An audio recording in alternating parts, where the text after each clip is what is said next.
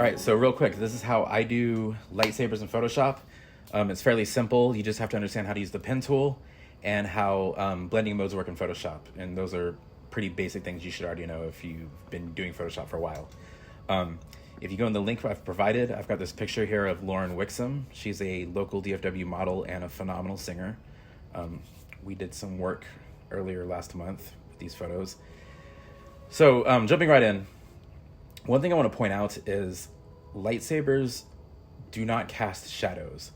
Now, given this is a toy, so it casts a shadow in the photo, but like in the science fiction world of Star Wars, they just don't cast shadows. So if you got a shadow in your photo, one thing that'll make it look more realistic is just get rid of the shadow. So in this instance, we can probably just use the healing brush and get rid of it in one stroke. So come in here, sweep through. And just like that, it's gone. So now that you have your base layer and no shadows, create a new layer, get your pen tool, and you want to create a white shape around the blade of your prop, broomstick, lightsaber toy, whatever you have. But I like to start at the base because it's just an easy point to start with. So I'll create a point here, and go all the way to the base of the other end,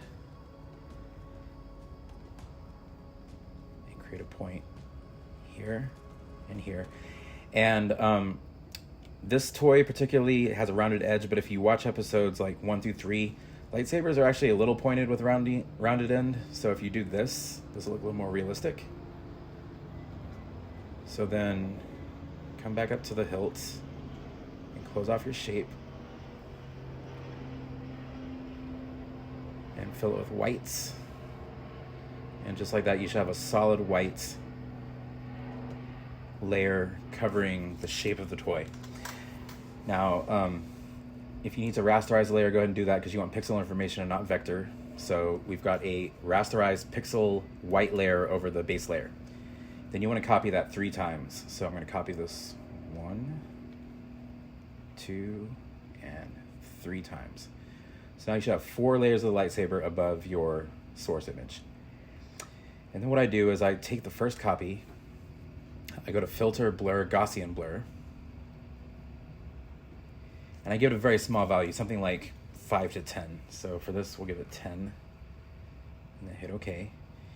And if you look up close, what it's done is it's put a slight, just very barely noticeable glow on the saber. And you're going to understand what we're doing here in a second. So if you jump to the second layer and then do a Gaussian blur on that, filter, blur, Gaussian blur, give it something a little more, like 25 to 50. I'm going to give it 45, just guessing here, but the effect happens. So now I've got 2 layers. I've got my core layer that isn't blurred. I've got my very small layer that's about 5 to 10, and then this one is about 35, 40. So now what you're doing is you're creating different layers of glow. The Photoshop glow filter just does one generic glow, and it looks generic. So what we're doing is we're creating volumetric lighting. So that already looks pretty good. We're going to go to our very last layer and give it a bigger value. So I'm going to go to Filter, Blur, Gaussian Blur, and give it something like 150.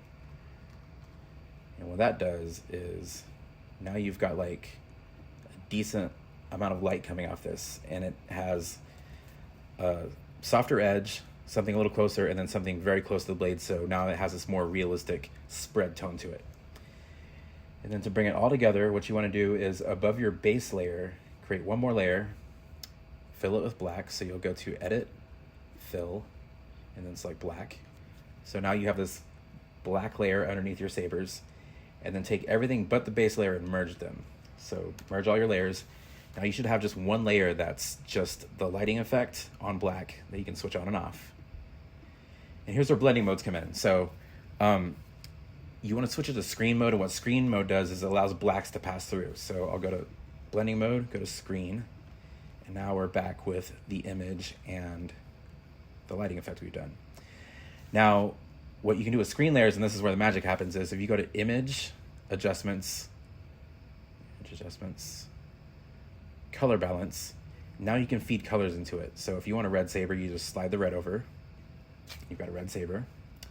Or if you want blue, you can play with the blues. So push blue over, give it a little bit of cyan. You've got a decent looking blue. And that by itself already looks really good. That's a good looking saber for a photo.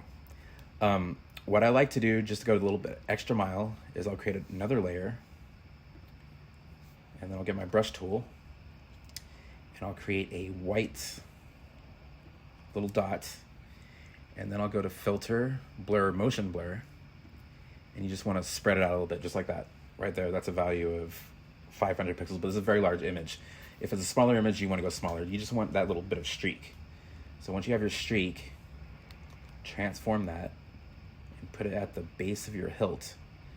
So that way it looks like there's a source of the power coming out of the saber, like the light is emitting from that source. You can stretch it out a little bit. And then right there, that still looks pretty good. So she's holding the saber, and this is just basic lightsaber lighting effects. If you want to go the extra mile, you can add particle effects so it looks like it's hitting dust around it. A lot of people will kind of give that Kylo Ren like chaos look, but this is just basic lighting for lightsabers that's better than the Photoshop Glow tool. Give it a try, and if you do, send me a message. I'd love to see it. So hope you enjoyed that, and I will do another tutorial someday.